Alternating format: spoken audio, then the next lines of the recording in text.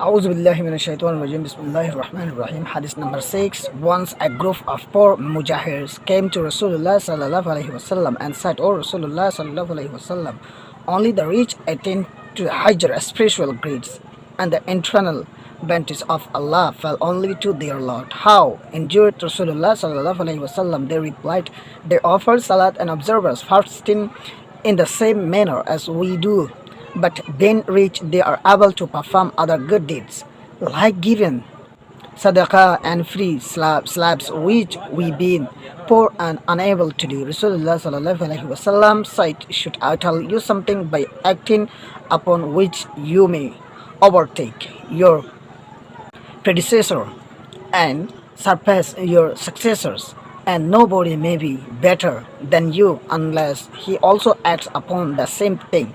"Do tell us," said the Sahaba radiallahu ta'ala anhu, recite Subhanallah, Alhamdulillah, Allahu Akbar 33 times each after every salat. Said Rasulullah sallallahu alaihi wasallam, "They act upon his advice, but the rich of those days came to know of it and started doing the same. The poor again came to Rasulullah sallallahu alaihi wasallam and complained, 'Our rich brothers have come to learn what you told us and are also acting upon it.' Rasulullah sallallahu alaihi wasallam then remarked, 'It is Allah's favor which He bestows on whomsoever He likes. Nobody can stop Him." According to another hadith, Rasulullah sallallahu alaihi wasallam is also narrated to have said to them, "Allah has also favored you with a substitute of sadaqah, reciting Subhanallah once is sadaqah, saying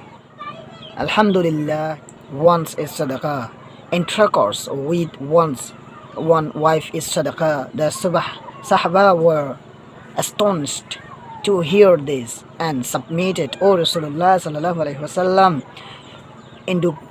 indulgence with one's own wife is an act of satisfying one's lust, and you say this is also sadaqah." Rasulullah sallallahu alaihi wasallam said, "Would it not be a sin to indulge in the unlawful and awful?"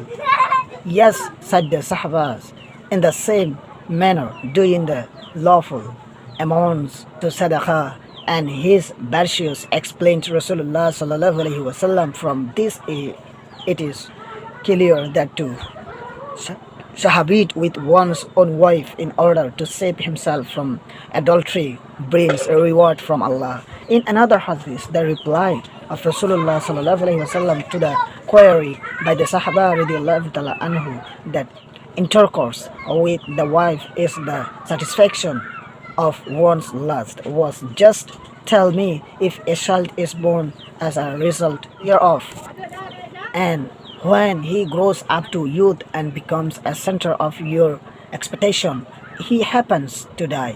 Will you not hope for a reward from Allah in lieu of this loss?" Their reply was in the affirmative, and then Rasulullah sallallahu alaihi wasallam continued, "Why this expectation of reward? Did you create him? Did you guide him? Or did you sustain him? Contrary, it was Almighty Allah who created him, guided him, and sustained him. Similarly, you put your semen at the lawful place, then it is up to Allah to make it into a child or prevent it from become a child." In short, this hadith implies that the reward from Allah is for once having become the cause of the birth of the child. Thank you so much to listening me also.